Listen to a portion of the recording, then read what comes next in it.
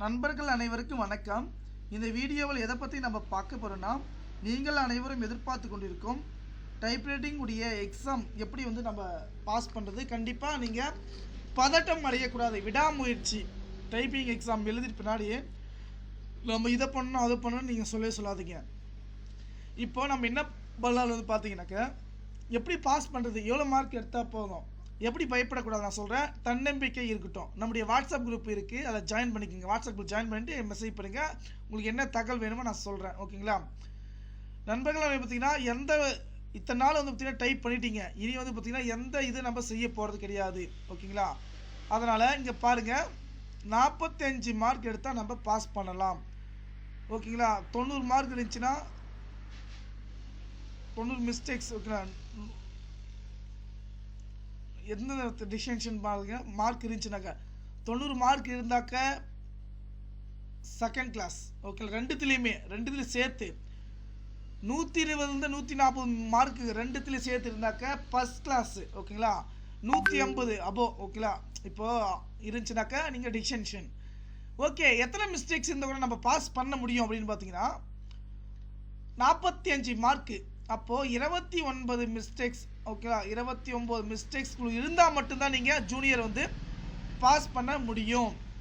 Okay, அடுத்தது நம்ம சீனியரை பார்த்துலாங்களா? Senior பார்த்தலாம். தட்டச்சு இளநிலை.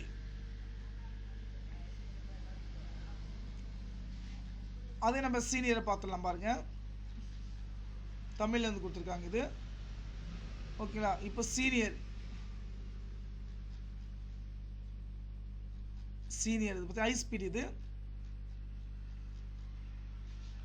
முதுநிலை. இதில் நீங்களே பாருங்கள். சீனியர் பொறுத்த வரைக்கும் இதுலேயும் பார்த்தீங்கன்னா நம்மளுக்கு 40 மதிப்பெண், 90 119 மார்க் இருந்தால் மட்டும்தான் இரண்டாம். ஓகேங்களா? இரண்டாம் வகுப்பு பார்த்தீங்கன்னா செகண்ட் கிளாஸ்ன்னு சொல்லுவோம். 120 140 வரை முதல் வகுப்புனாக்க ஃபர்ஸ்ட் கிளாஸ். 150க்கு அபோ அதிகமாக இருந்தாக்க பார்த்தீங்கன்னா நீங்கள் டிஸ்டிங்ஷன் எடுக்கலாம். ஓகே, இதெல்லாம் சொல்லிட்டீங்க.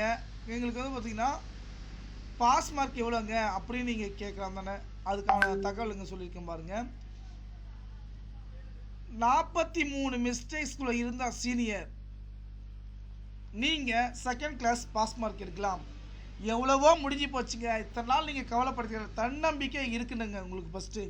ஓகேங்களா? விடாமுயற்சிங்க. நீங்கள் பாஸ் பண்ணணும் அப்படின்ற பட்சத்தில் நீங்கள் எந்த ஃபீலிங் படாதீங்க. ஓகேங்களா? விடாமுயற்சி. எனக்கு நம்பிக்கை இருக்குது உங்கள் மேலே. நீங்கள் நம்பிக்கை வச்சாதான் பாஸ் பண்ண முடியும். ஓகேங்களா? நம்பிக்கை இருந்தால் கண்டிப்பாக நீங்கள் பாஸ் பண்ணலாம். ஏன்னா விடாமுயற்சி விசிறப்ப வெற்றி. ஓகேங்களா? தன்னம்பிக்கை இருக்கீங்களா?